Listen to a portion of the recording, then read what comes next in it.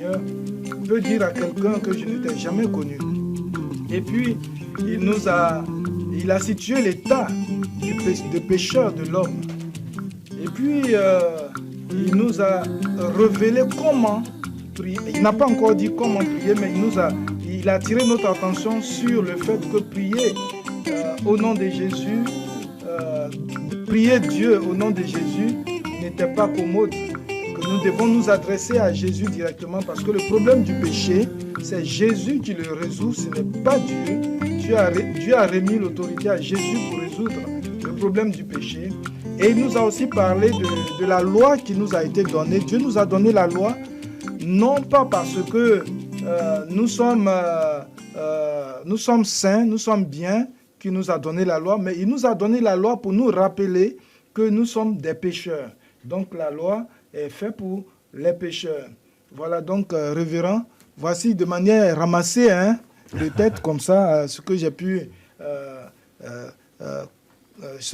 révéler, ce que j'ai pu donner comme résumé de ce que vous avez dit. Si cela n'est pas trop juste, vous pouvez corriger. Et puis nous allons continuer. Mais il est 23h29.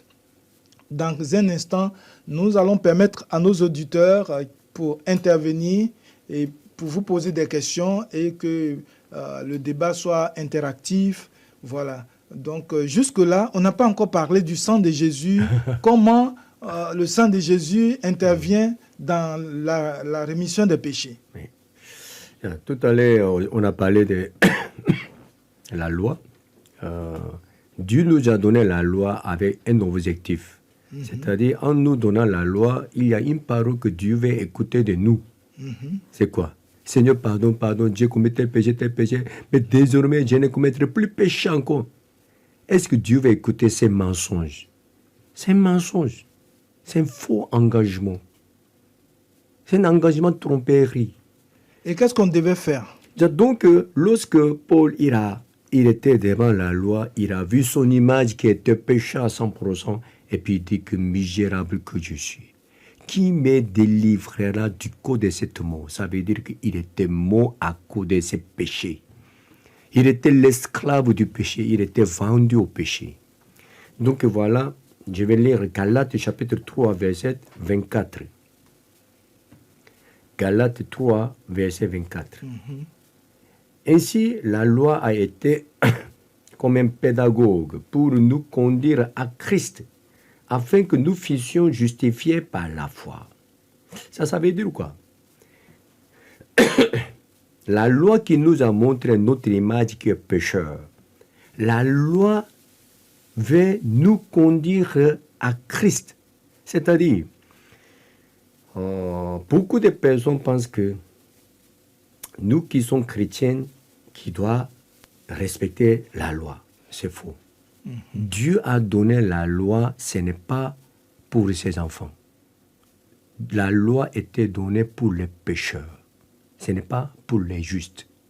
Ça veut dire que Dieu a donné la loi aux enfants de Satan pour qu'ils puissent savoir qu'ils sont pécheurs, qu'ils sont enfants de Satan. C'est-à-dire, lorsqu'ils ont découvert qu'ils sont pécheurs réellement, ils devaient chercher le Sauveur. Parce qu'ils sont pécheurs à 100%, qui n'a aucune solution.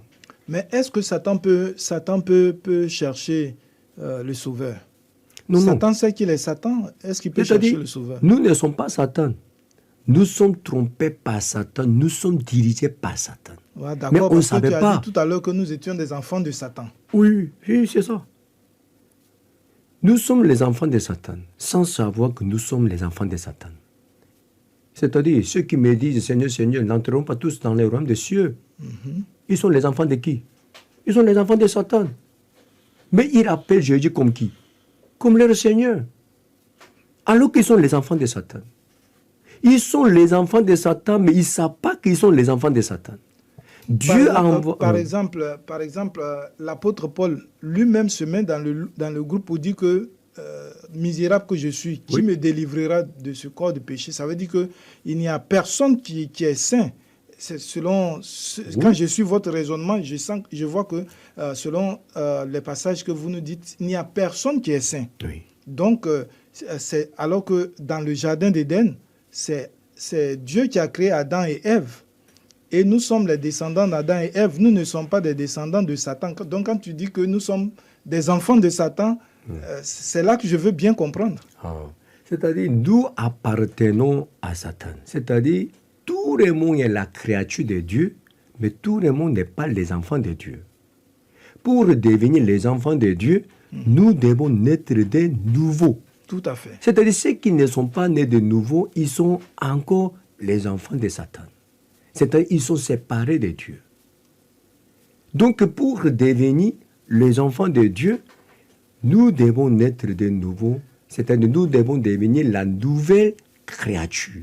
Mais est-ce que ce n'est pas ceux qui sont séparés de Dieu que la Bible appelle des personnes charnelles? Non. Écoute bien. Il y a des créatures de Dieu, il y a des enfants de Dieu. Ceux qui vont aller au paradis, ils sont les enfants de Dieu. C'est-à-dire, tous ceux qui sont nés sur la terre, ils sont séparés de Dieu depuis leur naissance. Donc la Bible nous a dit que nous sommes nés pécheurs. Donc nous devons devenir justes en étant nés de nouveau, en devenant la nouvelle créature. C'est-à-dire, si nous ne sommes pas nés de nouveau, si nous ne devenons pas la nouvelle créature, nous sommes séparés de Dieu qui appartiennent à Satan. C'est-à-dire, lorsque Dieu envoie les gens en l'enfer, Dieu a dit que Dieu a préparé l'enfer pour Satan et ses enfants. C'est-à-dire pour ceux qui sont avec Satan. Donc, ceux qui ne sont pas les enfants de Dieu, ils sont tous avec Satan. C'est-à-dire on peut diviser ce monde en deux. Entre les enfants de Dieu et les enfants de Satan. Ça me pose un petit problème parce que on peut être enfant de Dieu ou être, comment est-ce qu'on appelle ça, une créature de Dieu, mais qui n'est pas régénérée, qui ne connaît pas Dieu, qui n'a pas encore accepté Jésus. D'accord, mais est-ce que ça fait de cette personne un enfant de Satan? C'est là que ça me pose un petit problème. Il appartient. C'est-à-dire, si nous ne sommes pas enfants de Dieu, nous sommes tous les enfants qui appartiennent à Satan. C'est-à-dire, il n'y a pas au milieu. Nous sommes influencés par Satan, par le courant des pensées sataniques, mais nous ne sommes pas des enfants de Satan. Est-ce que tu me comprends un peu? Écoute bien. Celui qui a l'esprit de Dieu, il a l'enfant de Dieu. Celui qui a l'esprit de Satan, c'est-à-dire celui qui est dirigé par l'esprit de Satan, il est enfant de Satan. Si j'ai Saint-Esprit, si j'ai l'esprit de Dieu, je suis les enfants de Dieu. C'est-à-dire si je suis dirigé par l'esprit de Dieu, si j'ai reçu le Saint-Esprit en moi, je suis les enfants de Dieu. Ceux qui ne sont pas les enfants de Dieu, eux tous, ils vont aller où? Ils vont aller à l'enfer. Déjà quand on n'est pas chrétien, on va devenir chrétien.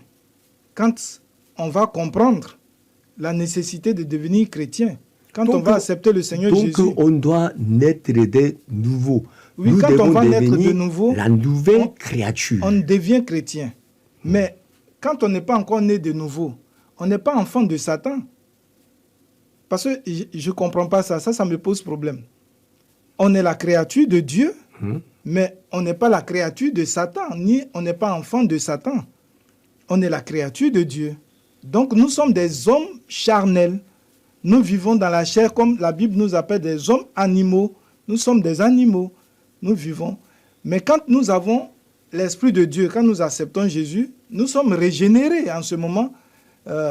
Nous sommes des enfants de Dieu. Est-ce que vous me comprenez, vous me saisissez?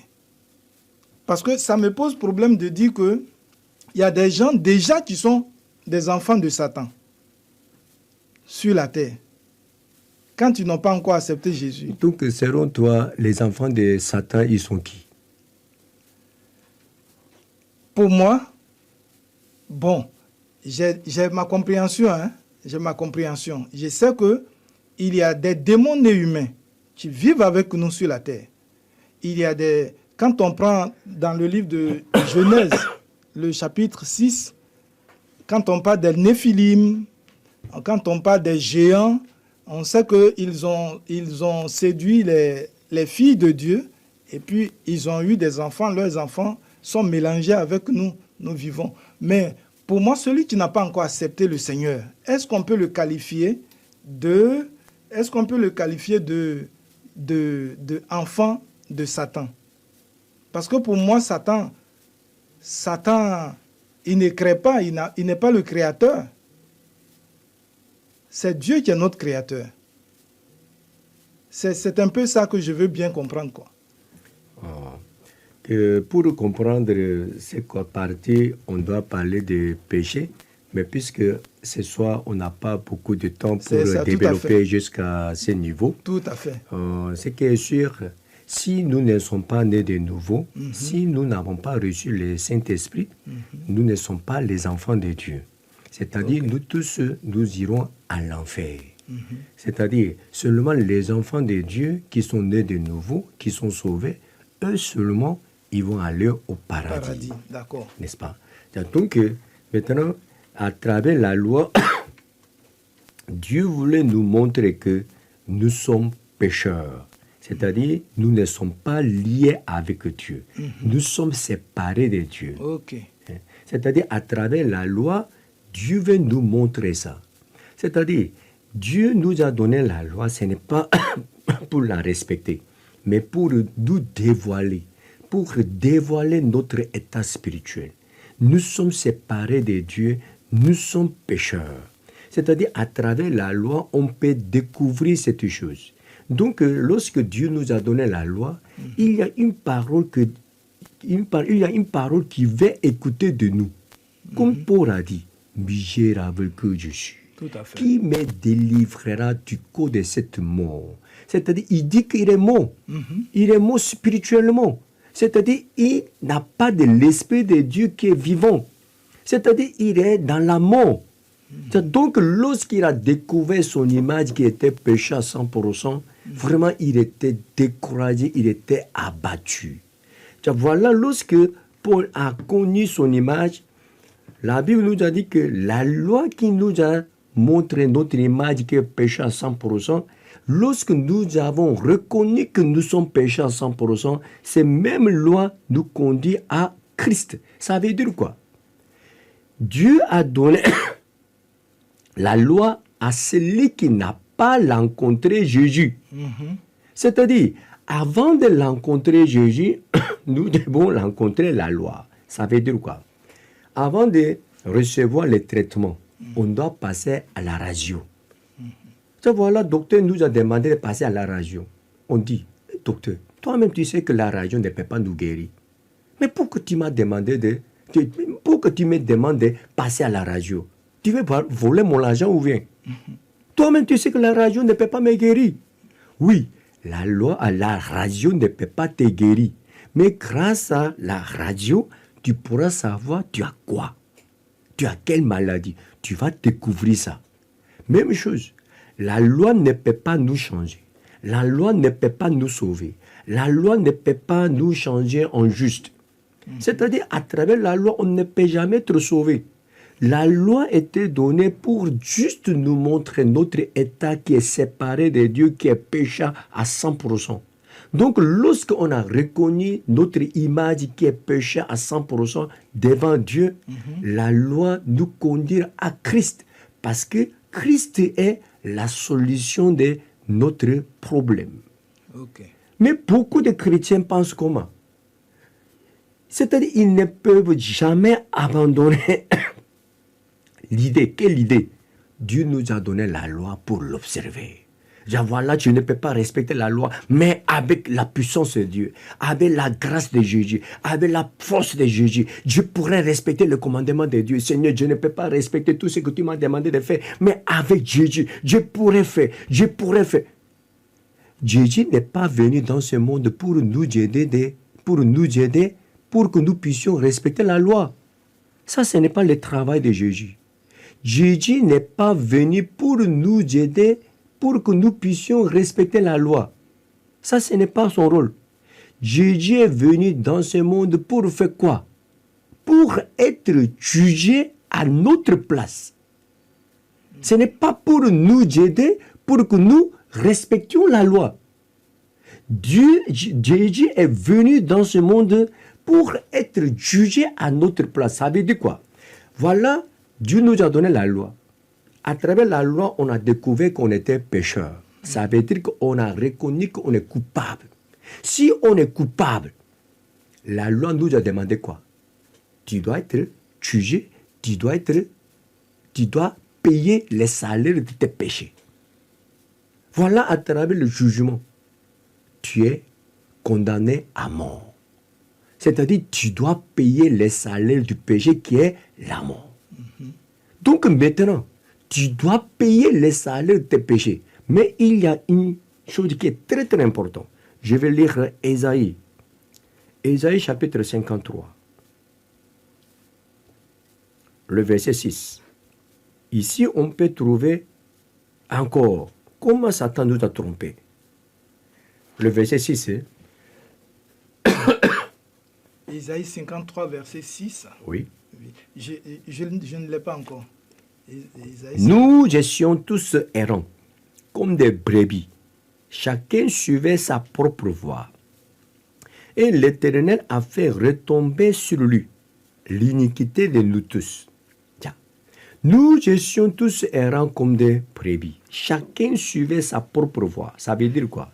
Chacun est devenu le maître de sa vie et puis il s'est dirigé lui-même. En menant sa propre vie, l'on pêche. C'est-à-dire, si on respire, on pêche. N'est-ce pas? Donc, forcément, on devait avoir des problèmes de péché. Mais ce qui est important, c'est quoi? La plupart des chrétiens pensent que si on a péché, les péchés que nous avons commis, ça tombe sur nous. Donc, on doit demander pardon pour ce péché qui est tombé sur nous. Ça veut dire quoi? Si la saleté est tombée sur moi, c'est moi qui dois se laver. Essuyer. Mais si la saleté est tombée sur toi, qui doit se laver? C'est toi qui dois te laver. C'est ça? C'est-à-dire, si la saleté est tombée sur moi, je dois me laver. Si la saleté est tombée sur toi, tu dois te laver. C'est ça? Même chose. Si le péché est tombé sur moi, c'est moi qui dois être responsable de les péchés que j'ai commis. À cause de ces péchés, je peux demander pardon. Pardonne-moi, pardonne-moi, pardonne-moi. Comme les enfants, habituellement. Mais ça, c'est mensonge. La Bible nous a dit que, ici, il y a 3 personnes que nous voyons dans ces textes. Première personne, c'est quoi? Nous. Nous étions tous errants comme des brebis, chacun suivait sa propre voie. C'est-à-dire, ici, nous avons fait quoi? Nous avons péché. Deuxième personne, c'est qui? L'Éternel. Qu'est-ce qu'il a fait? Il a fait retomber sur lui l'iniquité de nous tous. C'est-à-dire, ici, on peut voir le travail de Dieu. Si on pêche, le péché que nous avons commis, ça tombe sur qui? Sur lui. Lui, c'est qui? C'est Jésus. C'est-à-dire, Dieu a fait retomber tous nos péchés sur Jésus. Nous pensons que, comme je vous ai dit, si je pêche, les péchés que j'ai commis tombent sur moi. Donc, je demande pardon pour mes péchés qui sont tombés sur moi. Parce que c'est moi qui dois résoudre ces problèmes. C'est moi qui dois demander pardon pour ces péchés. Mais la Bible nous a dit que c'est faux. Si tu pêches, le péché que tu as commis, ça ne tombe pas sur toi. Ça tombe sur lui. Qui a fait ce travail? Par quel mécanisme? Comme c'est écrit dans la Bible. Dieu a fait retomber sur lui l'iniquité de nous tous. Vous comprenez? C'est-à-dire maintenant, nous sommes chrétiens. Nous sommes chrétiens, ça veut dire quoi? C'est lui qui croit à la parole. Lorsque je me présente aux gens, je dis que je ne crois pas en Dieu. Plutôt, je crois en Dieu de la Bible. Tout le monde parle de Dieu. Musulmans, ils parlent de Dieu. Bouddhistes aussi, ils parlent de Dieu. Tout le monde parle de Dieu. Mais leurs dieux sont différents de mon Dieu. Mon Dieu est la Bible. Au commencement était la parole était avec Dieu, la parole était Dieu. Pour moi, cette parole de Dieu est mon Dieu. Donc maintenant, la Bible nous a dit que l'Éternel a fait retomber sur lui l'iniquité de nous tous. L'iniquité de nous tous. Dans cette iniquité, quel péché dedans? Voilà, il y a 3 catégories de péchés. Les péchés passés, les péchés présents, les péchés futurs. Par exemple, lorsque Jésus est venu, selon Jésus aussi peut voir 3 catégories de péchés. Le péché que les anges ont commis avant son arrivée, ça peut devenir le péché passé. Le péché que les anges ont commis pendant son époque, on peut dire que c'est le péché présent. Voilà, il y a le péché que les gens commettent après la mort de Jésus. Ça peut devenir le péché futur. Tout à fait. Ça, maintenant, pour les péchés de ce monde, Dieu il a envoyé une seule personne. Avant Jésus, après Jésus, Dieu n'a pas envoyé d'autres personnes. Ça veut dire que Jésus seul doit résoudre le péché de tout le monde. Jésus doit résoudre le péché d'Adam. Jésus doit résoudre le péché d'Abraham. Jésus doit résoudre le péché de Joseph. Jésus doit résoudre le péché de David. Jésus doit résoudre le péché de Judas Iscariote. Jésus doit résoudre nos péchés passés, présents, futurs. Jésus doit résoudre le péché de la dernière personne de ce monde. C'est-à-dire, Jésus seul, il doit résoudre tous les péchés de ce monde. Ça, maintenant, l'Éternel a fait retomber sur Jésus l'iniquité de nous tous. Donc, dans l'iniquité, dans ces péchés, tous les péchés de ce monde sont inclus. À cause de cette raison, lorsque nous lisons Jean chapitre 1, verset 29, le lendemain, Jean-Baptiste, il a vu Jésus qui vient vers lui. Et puis Jean-Baptiste, il a crié sur Jésus. Il a dit quoi? Voici l'agneau de Dieu qui ôte le péché du monde. La Bible nous a dit que voici l'agneau de Dieu. L'agneau de Dieu, ça veut dire quoi? Si un Ivoirien entend le mot l'agneau de Dieu, il va penser un mouton. Mais si un Israélien entend le mot l'agneau de Dieu, automatiquement il pense à Messie. Messie, le Sauveur, le Christ, l'agneau de Dieu, c'est même parole, même signification. Donc voici l'agneau de Dieu, ça veut dire que voici, il est Messie qui ôte les péchés du monde. Dans ces péchés du monde, tous nos péchés sont dedans. Le péché d'Adam est dedans. Le péché d'Abraham est dedans. Le péché de Judas Iscariote est dedans. Nos péchés passés est dedans. Nos péchés présents est dedans. Nos péchés futurs sont dedans. Tout le péché de ce monde est tombé sur lui. Qui a fait ce travail? L'Éternel a fait retomber sur lui l'iniquité de nous tous. Tellement ce travail est important, Dieu n'a pas confié ça à une autre personne. Dieu lui-même, il a fait retomber tout le péché de ce monde sur lui, sur Jésus. Amen. C'est donc que tout le péché de ce monde est tombé sur Jésus. Lorsque Jésus a pris le péché de ce monde, Jésus a prié avant de mourir. Seigneur, si c'est possible, déplace cette coupe de moi. Déplace cette coupe. Quelle coupe? La coupe de la mort. Seigneur, déplace cette coupe de moi. Jésus a prié 3 fois. Dieu a accepté, Dieu n'a pas accepté. Dieu n'a pas accepté. Vous savez pourquoi? Allez-y. Beaucoup de chrétiens pensent que ce n'est pas chrétien seulement. Tous les religieux, ils pensent que, en tout cas, ils sont trompés par Satan. Si on a péché, on doit demander pardon. Pourquoi? Pour recevoir le pardon des péchés. Voilà, j'ai péché. Donc je dois demander pardon. Pourquoi? Parce que j'ai besoin de recevoir le pardon des péchés. C'est le mensonge de Satan. Il ne faut plus demander pardon. Pourquoi? Ça ne peut jamais marcher. Et qu'est-ce qu'on doit faire? Par exemple, j'ai volé ses portables. Lorsque j'ai volé ses portables, je fus. Lorsque je fus, en fuyant, je pensais que personne ne m'a vu. Et je me suis caché quelque part. Mais voilà. En moins de 5 minutes, un policier, il m'a attrapé. Et puis il m'a dit que depuis le commencement, il m'a vu. Il m'a vu un peu loin. Et puis il a couru derrière moi. Il m'a poursuivi et puis il m'a attrapé. Puisqu'il m'a vu depuis le commencement, je ne pouvais pas protester. Donc je lui ai demandé pardon seulement. Je me suis mis à genoux. J'ai demandé pardon en pleurant, en pleurant, en pleurant. Mais son cœur était dur. Il ne voulait pas me laisser partir. Il m'a mis en prison.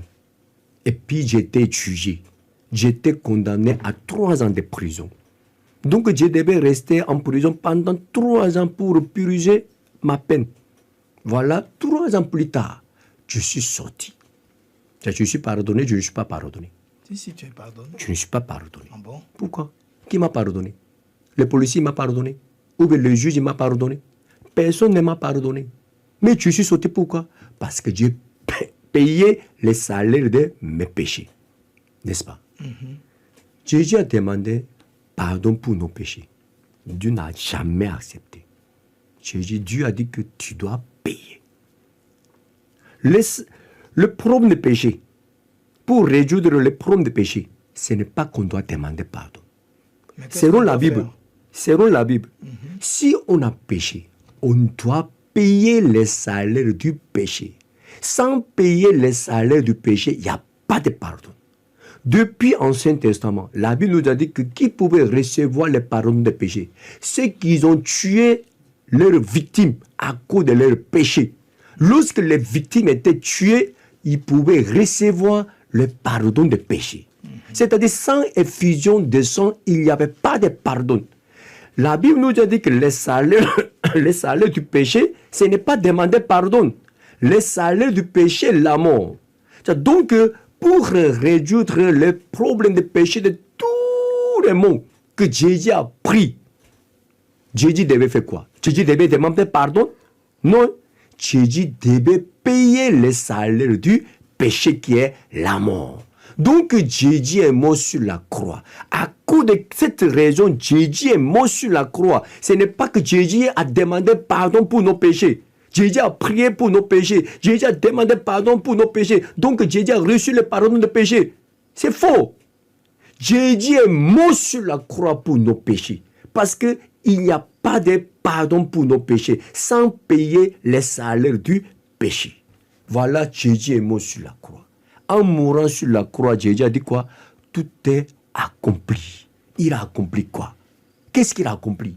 Jésus est venu dans ce monde pour nous sauver, pour payer les salaires du péché. Parce que sans payer les salaires du péché, il n'y a aucun pardon. Donc Jésus devait mourir pour payer les salaires du péché. Effectivement, il a payé. Je vais lire Hébreux chapitre 9. Hébreux chapitre 9, verset 12. D'accord, Hébreux chapitre 9, verset 12. Hébreux 9. Je ne l'ai pas encore. Et il est entré une fois pour toutes dans le lieu très saint, non avec le sang de bouc et de veau, mais avec son propre sang, ayant obtenu une rédemption éternelle. Ça, voilà, la Bible nous a dit qu'il a obtenu, ce n'est pas qu'il va obtenir, ou bien il obtiendra. Non, il a obtenu une rédemption éternelle. Comment? Une fois pour toutes. Il n'a pas utilisé le sang des animaux. Il a utilisé son propre sang. En mourant sur la croix, une fois pour toutes, il a effacé tous nos péchés. Il a obtenu une rédemption éternelle. Chapitre 10, verset 10. chapitre 10, verset 10. C'est en vertu de cette... Hébreux 10, 10, c'est en vertu de cette volonté que nous sommes sanctifiés par l'offrande du corps de Jésus-Christ, une fois pour toutes. Voilà. C'est en vertu de cette volonté que nous sommes sanctifiés. Ça veut dire que nous sommes devenus saints. Comment? Parce qu'on a demandé pardon. Non. Par la prière qui a demandé pardon, une fois pour toutes, on est devenu juste. Non. Nous sommes sanctifiés par l'offrande du corps de Jésus. Ce n'est pas par la prière qui a demandé pardon. Tu vois, comment on a reçu le pardon des péchés? Parce qu'on a demandé pardon? Non. Puisque Jésus est mort sur la croix pour payer les salaires de nos péchés, donc à cause de cette raison, nous avons reçu le pardon des péchés et nous sommes devenus justes, nous sommes devenus saints. Ce n'est pas par notre prière. Nous pouvons recevoir, nous avons reçu le pardon des péchés. Pourquoi? Comment? Par l'offrande du corps de Jésus-Christ une fois pour toutes. Mais Satan nous a trompé quoi? Si tu veux recevoir le pardon des péchés, il faut demander pardon. Il faut prier en demandant pardon. À travers cette prière, tu vas recevoir le pardon des péchés. Donc les musulmans, eux tous, ils demandent pardon, pardon. Les bouddhistes, eux tous, ils demandent pardon, pardon, pardon. En croyant que leur prière qui demande pardon pour leurs péchés va leur donner le pardon des péchés. C'est faux. Nous ne pouvons jamais recevoir le pardon des péchés par la prière qui demande pardon. Mais on reçoit le pardon des péchés par l'offrande du corps de Jésus-Christ une fois pour toutes. Le verset 11. Le verset 11 de Hébreux 10 Voilà. dit « Et tandis que tout sacrificateur fait chaque jour le service et offre souvent les mêmes sacrifices qui ne peuvent jamais ôter les péchés. » À cause de cette raison, chaque fois, beaucoup de victimes devaient être tuées. Mais ce que je à travers ce qui s'est passé dans l'Ancien Testament, on peut savoir que pour résoudre les problèmes de péché, forcément, absolument, on doit payer les salaires du péché. C'est-à-dire une victime devait être tuée. On a appris cette information. Vous comprenez? Mais le sang des animaux ne pouvait jamais effacer le péché de l'homme. Donc Jésus devait venir dans ce monde pour mourir sur la croix pour effacer tous nos péchés par son propre sang. Une fois pour toutes. Amen. Le verset 12. Le verset 12. Lui, après avoir offert un seul sacrifice pour les péchés, s'est assis pour toujours à la droite de Dieu. Voilà. Maintenant, la Bible nous a dit quoi? Jésus est mort sur la croix et puis il est entré en l'enfer. Et puis il est sorti de l'enfer, il est monté au ciel. Et puis il est assis à la droite de Dieu. Amen. Il est assis à la droite de Dieu pendant combien de temps? Pour toujours. Toujours. N'est-ce pas? Mais voilà comment les chrétiens de nos jours, ils prient.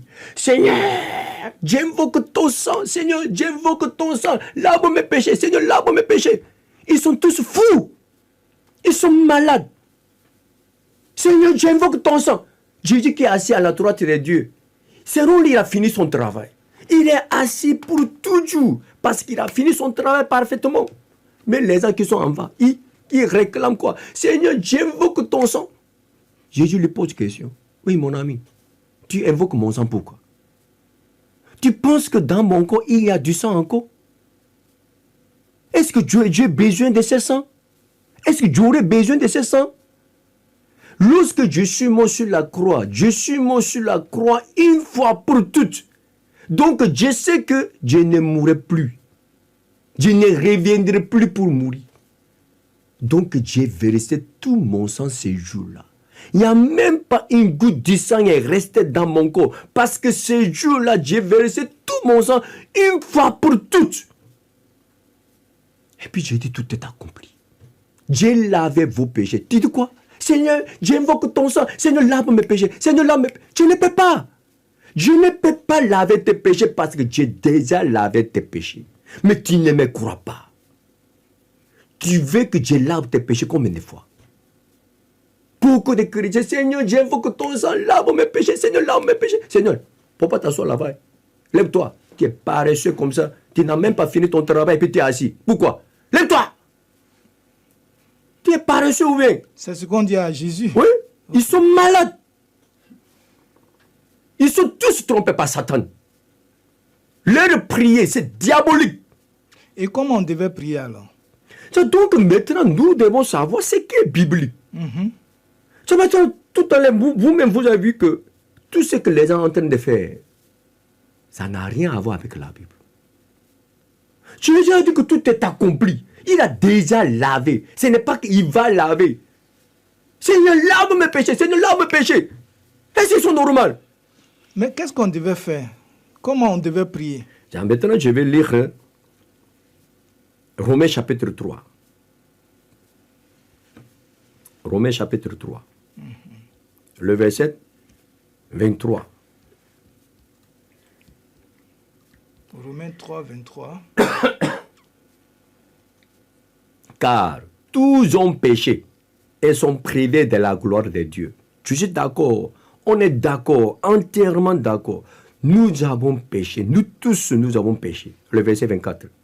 Le verset 24 qui dit « Et ils sont gratuitement justifiés par sa grâce, par le moyen de la rédemption qui est en Jésus-Christ. » Voilà. Nous sommes devenus justes gratuitement. Gratuitement, ça veut dire quoi? On n'a rien fait. Pour recevoir le pardon des péchés, on a demandé pardon, on a prié. Non. Pour devenir juste, est-ce qu'on a prié? À travers notre prière, on peut devenir juste? Non. Par l'offrande du corps de Jésus-Christ, une fois pour toutes, on est devenu juste. Gratuitement. On n'a rien fait. On n'a rien fait. Qui a fait tout? Dieu et Jésus. Nous sommes tous errants, comme des brebis. Chacun suivait sa propre sa voie. propre voie. Tout ce que nous avons fait, c'est quoi? Péché. C'est notre travail. Tout ce qu'on a fait, c'est péché. Mais Dieu a fait retomber tous nos péchés sur lui. Et puis Jésus est mort sur la croix pour payer tous les salaires de nos péchés. Le verset 27. Le verset 27.